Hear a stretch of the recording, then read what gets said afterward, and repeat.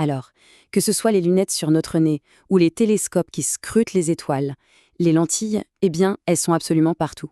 C'est fou de penser qu'elles façonnent notre manière de voir le monde. Mais au fond, comment est-ce qu'un simple bout de verre ou de plastique peut faire tout ça? Allez, on va décortiquer ensemble cette petite magie de l'optique. Quand on y pense, les microscopes, les appareils photo et même nos propres yeux, ils n'ont pas l'air d'avoir grand-chose en commun. Et pourtant, ils partagent tous le même secret, une lentille, qui a le pouvoir de tordre la lumière. La grande question c'est, comment ça marche exactement? Ok, alors pour comprendre tout ça, voilà notre programme. D'abord, on va définir ce qu'est une lentille, tout simplement. Ensuite, on verra qu'il y a deux grandes familles de lentilles qui font tout le contraire l'une de l'autre.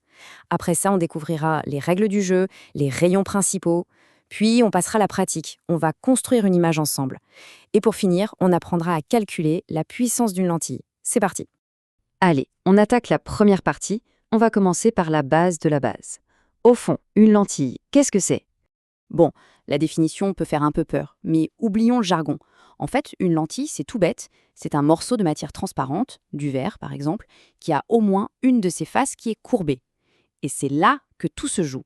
C'est cette courbure qui va agir comme un guide pour la lumière, qui va la faire dévier pour créer des images. Simple, non?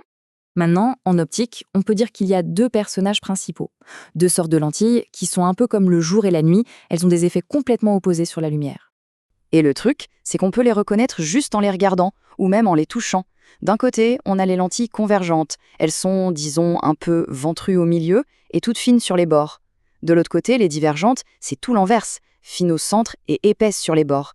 Et cette petite différence de forme, eh bien, elle change absolument tout. Alors, la lentille convergente, son nom dit tout, elle fait converger, elle rassemble tous les rayons lumineux qui la traversent en un seul point. L'exemple parfait, c'est la loupe qu'on utilise pour concentrer la lumière du soleil et allumer un feu. Ça, c'est de la convergence. Et la divergente, eh bien, elle fait exactement le contraire. Elle prend les rayons et les disperse, elle les éparpille. C'est un peu comme un arroseur automatique dans un jardin, ça part dans tous les sens. Donc voilà, on a le rassembleur et le disperseur. Bon, maintenant qu'on a compris ça, on sait qu'une lentille dévie la lumière. Mais la question à 1 million, c'est comment on peut savoir où va aller cette lumière?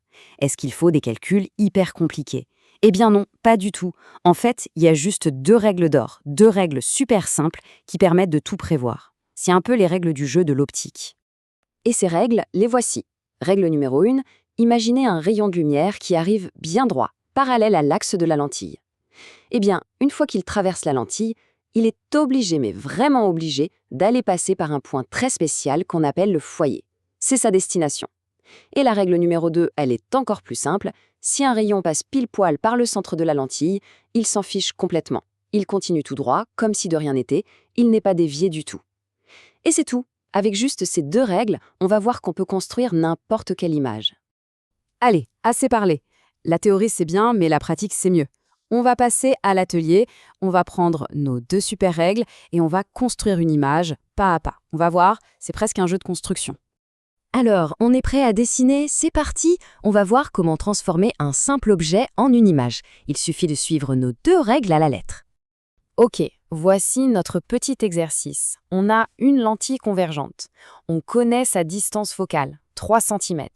On place devant un objet qui fait 1 cm de haut à 5 cm de la lentille. Le but du jeu, c'est de deviner où va apparaître son image et est-ce qu'elle sera plus grande, plus petite, à l'endroit ou à l'envers. À nous de jouer. Première étape, on applique la première règle. On prend un crayon et on trace un rayon qui part du haut de notre objet, le point B, et qui va tout droit, parallèlement à l'axe, jusqu'à la lentille. On a dit que ce rayon, une fois qu'il a traversé, il doit forcément passer par le foyer image, F'. Et voilà, notre premier rayon est dessiné. Maintenant, la deuxième étape, et c'est là que ça devient vraiment intéressant. On va tracer notre deuxième rayon, celui qui va nous donner la solution. Il part toujours du même point, le haut de l'objet, B, mais cette fois-ci, on le fait passer pile par le centre de la lentille, le point O. Et on se souvient de la règle numéro 2. Ce rayon-là, il n'est absolument pas dévié, il trace sa route tout droit. Et là, c'est le moment magique. Regardez, nos deux rayons se croisent en un point. Eh bien, ce point d'intersection, ce n'est rien d'autre que le sommet de notre image, le point B'. Il ne nous reste plus qu'à dessiner une flèche qui part de l'axe jusqu'à ce point, et voilà, on a notre image A', B'. Et on peut voir tout de suite 3 choses. Elle est réelle, elle est à l'envers et elle est un peu plus petite que l'objet de départ. Mission accomplie. Alors, petite parenthèse, mais c'est important. Pour que ce dessin soit juste et que l'image qu'on obtient dans la vraie vie soit super nette, il y a quelques conditions à respecter. On appelle ça les conditions de Gauss. En gros, il faut que l'objet soit bien perpendiculaire à l'axe et que les rayons lumineux ne s'éloignent pas trop du centre de la lentille. C'est pour ça que dans un appareil photo, par exemple, il y a un diaphragme. Son rôle, c'est justement de bloquer les rayons qui sont trop sur les bords pour garantir une image bien nette. Ok, donc on sait dessiner une image, c'est génial. Mais maintenant, une autre question se pose. Comment on mesure la puissance d'une lentille? Parce qu'on sait bien que toutes les lentilles ne sont pas pareilles. Une simple loupe et le verre de nos lunettes n'ont pas la même force, pas vrai? Eh bien, cette puissance en optique, ça a un nom. Ça s'appelle la vergence. En fait, la vergence, c'est tout simplement la capacité d'une lentille à faire plier les rayons lumineux. Plus la vergence est élevée, plus la lentille est forte, plus elle tord la lumière. Et son unité de mesure, c'est la dioptrie. Un mot qu'on a sûrement déjà entendu en allant chez l'opticien, non? Et le meilleur dans tout ça, c'est que pour la calculer, la formule est ultra simple. La vergence, qu'on note C, c'est juste 1 divisé par la distance focale F.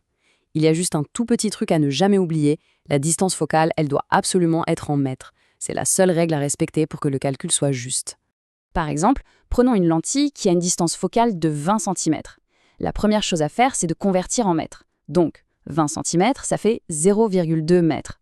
Ensuite, on applique la formule. C est égal à 1 divisé par 0,2. Et ça nous donne 5. La vergence de notre lentille est donc de 5 dioptries. C'est vraiment aussi simple que ça. Pour faire simple et pour reprendre l'idée du texte, il faut retenir une chose. Plus le chiffre de la vergence est grand, plus la lentille est convergente, plus elle est puissante. Une lentille de 10 dioptries est beaucoup plus forte qu'une lentille de 2 dioptries. Elle va faire converger la lumière beaucoup plus vite, sur une distance beaucoup plus courte. Et voilà, on a vu ensemble les bases. Mais ce qui est absolument fascinant, c'est quand on prend un peu de recul. On se rend compte que ces 2 petites règles de dessin et cette formule toute simple, eh bien, elles expliquent tout. Du fonctionnement de notre propre œil, qui est une merveille de complexité, jusqu'au télescope géant qui nous montre des galaxies à des millions d'années-lumière. La vraie question, c'est comment des principes aussi simples peuvent-ils donner naissance à toute la complexité et la beauté de ce que nous voyons? Ça laisse vraiment songeur.